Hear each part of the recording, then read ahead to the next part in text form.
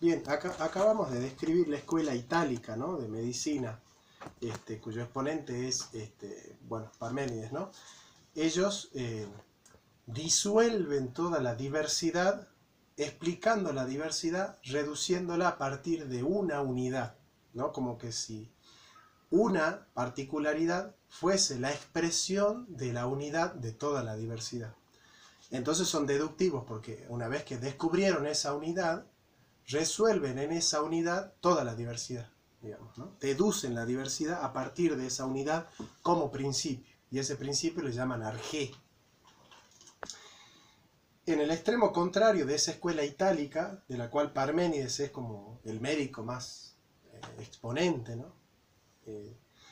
Se encuentra la práctica de la escuela de Cnido, C-N-I-D-O, el de una descripción diagnóstica tan detenida, detallada y minuciosa que acumula la descripción desordenada de todo aquello que consideran síntomas de la enfermedad y que en definitiva impide cualquier intento de teorización. Es decir, esta escuela, contrariamente a lo que hacen los itálicos, se queda tanto en las diferencias, en las diáforas que nos dan a conocer los sentidos, que no pueden encontrar la unidad o no pueden encontrar una teorización que trate de universalizar o de agrupar ciertos diagnósticos en algunas clases, digamos, ¿no?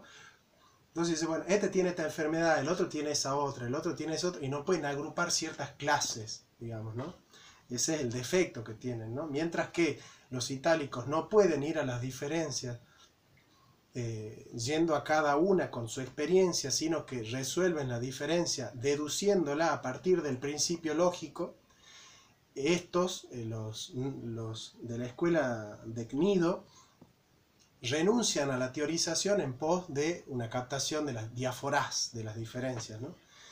Aristóteles va a partir de lo que hacen los de Cnido, de una observación de las diferencias. Recuerden que en el libro Alfa, Aristóteles dice, los sentidos, los aistesios, nos dan a conocer las diáforas, las diferencias, ¿no? ¿Cómo conocemos nosotros las diferencias entre un hombre y otro hombre?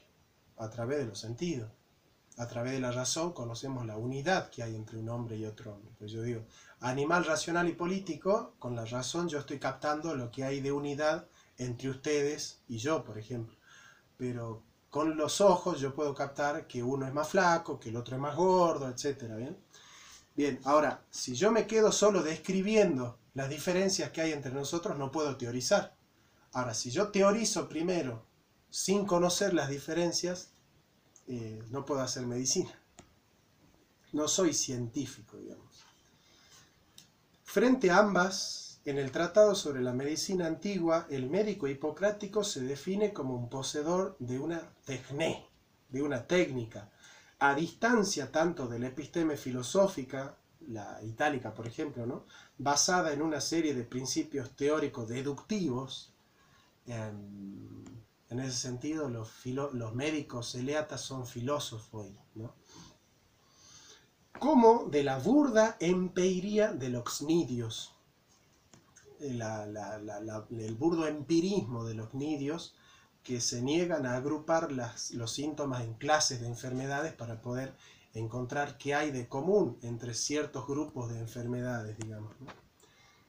La tecné médica consiste en una serie de reglas que permiten conciliar la observación del cuerpo humano, aestesis tu somatos, con el razonamiento, el logismos, y reducir así el campo del azar, la psique. Si ustedes leen la física de Aristóteles van a encontrar la diferencia entre automatón y psique, ¿no?, entre el azar y la suerte.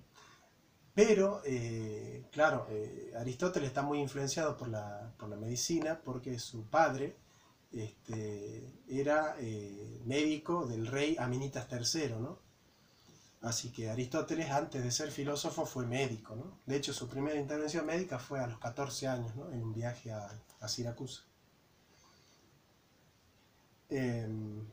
¿Cómo se llama esta techné, este procedimiento que realizaban los hipocráticos? Se llamaba logismos, ¿no? Es una forma de razonamiento que parte de la experiencia, pero que no se queda en la experiencia, digamos. De alguna manera acá tenemos la primera teorización de lo que después va a ser el esquema metafísico de Aristóteles, ¿no?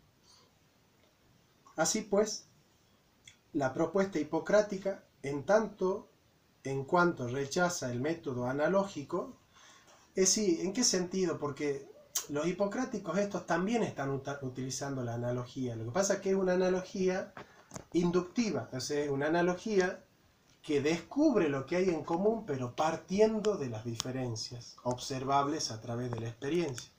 En cambio, la analogía que utilizaban los ontólogos arcaicos, los mal llamados presocráticos, en realidad resuelven las diferencias a partir de la unidad como principio llamado arjé. Entonces, es una analogía deductiva, es una analogía lógica.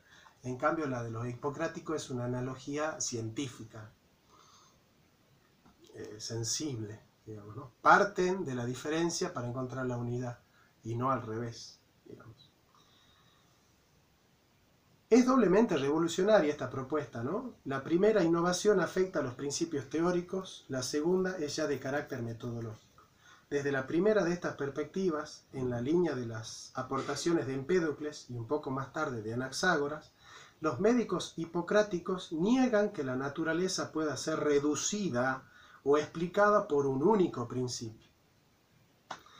El logismos del que nos habla el autor sobre la medicina antigua es la forma o estructura lógica que adquiere ese conjeturar o operar por medio de signos, ¿no? Recordemos que tekmairestai, de tekmaino, significa también seleccionar, ¿no? Seleccionar como semaino también. Bueno, yo de todas estas diferencias, ¿qué puedo seleccionar como síntomas más, digamos, apofánticos o de alguna manera explicativos o reductores de ciertas clases de diferencias, ¿no?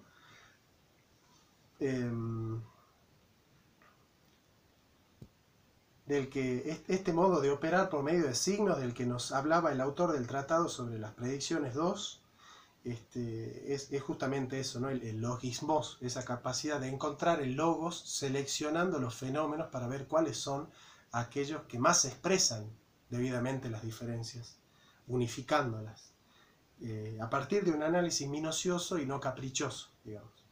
En lugar de partir de principios que operan analógicamente o deductivamente, o sea, dogmáticamente, se trata de observar los síntomas que presenta el paciente e interpretarlos de acuerdo con unas reglas que la experiencia ha permitido acumular, digamos. Esto es Aristóteles puro, digamos, ¿no? La forma en que se llegan a formar esas reglas es lo que la distingue de la concepción dogmática de la medicina característica de la escuela itálica, ¿no? Bien, en la medicina hipocrática encontramos descrito por primera vez un proceso inferencial en términos semióticos, es decir, semainein es escoger, seleccionar de los phainómena los semainein y el ekastón es como el azar, ¿no? Son aquellos fenómenos que no son significativos ni relevantes a la luz de hacer un diagnóstico certero, ¿no? Ekastón es como el signo puro, el hecho inconexo, ¿no? de una articulación teórica. La primera es una distinción que los médicos cnidios habían ignorado, pero que resulta fundamental tanto en la vida cotidiana como en el conocimiento científico. La diferencia entre los hechos o fenómenos y los signos. No todos los hechos son signos, digamos, ¿no? No todos los fenómenos son indicios de una enfermedad o de un diagnóstico certero, eso es. La segunda distinción es ya de estricto carácter semiótico. La diferencia entre el signo que actúa como indicio y el que ya es una prueba de la enfermedad. Es decir, acá hay muchos síntomas, pero esta es la prueba de esta enfermedad, digamos. Esta doble distinción tiene una tradición lingüística en el empleo por parte de los médicos hipocráticos de tres términos distintos. Ya estamos terminando. El acontecimiento cuya relación con el resto del sistema resulta problemático, es decir, el acontecimiento aislado, ¿no? el meramente coyuntural, es un ekastón.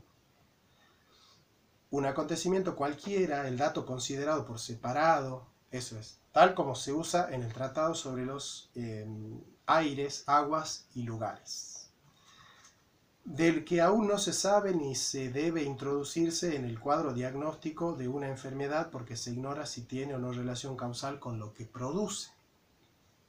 Solo algunos de los acontecimientos observables, ven, por eso semai no es seleccionar, escoger, ¿no?, todavía pertenecientes a la categoría de Castón, se convierten en semeion, en señales, ¿no?, de una enfermedad, es decir, en un indicio, algo visible, ta fainómena, que nos remite a algo invisible, ta adela, pero con lo que conjeturalmente podría estar conectado, es decir, el signo es una señal visible de algo invisible, digamos, de un trasfondo, digamos, es el fenómeno de un fundamento que subyace y de la cual es efecto, ¿no? El semeion puede, sin embargo, adquirir el sentido de prueba, de tecmerion, con lo que la inferencia deja de ser una mera conjetura para convertirse en la inferencia segura de la deducción. Y con este texto terminamos.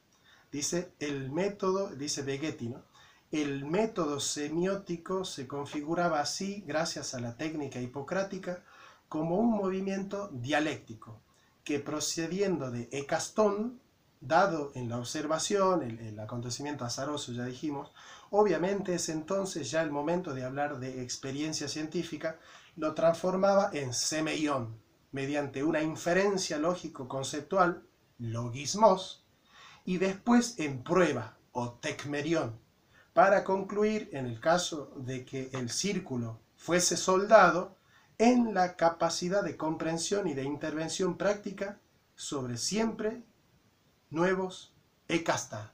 Es decir, yo descubro la probabilidad de una enfermedad futura en base a la analogía de ese diagnóstico, de ese ekastón, de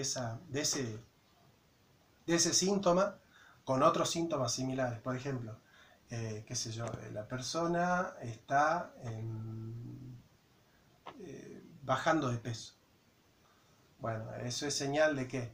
De que está teniendo, por ejemplo, una diarrea o parásitos o qué sé yo. Bueno, yo en base a la experiencia que he tenido con otros casos, he podido sacar algunas conclusiones de las cuales me voy a valer para diagnosticar si ese síntoma, ese castón, es decir, tiene que ver con este mismo procedimiento de estos casos que ya son comprobables científicamente, o simplemente es la derivación de otra realidad que no se une, digamos, con estos síntomas ya comprobados. Digamos. Bueno, ese es un poco el procedimiento. Como vemos, la semiótica tiene que ver mucho con la medicina y el procedimiento filosófico también, ¿no? ¿Qué lugar ocupa la filosofía con respecto a la medicina? Bueno, gracias. Nos vemos la próxima.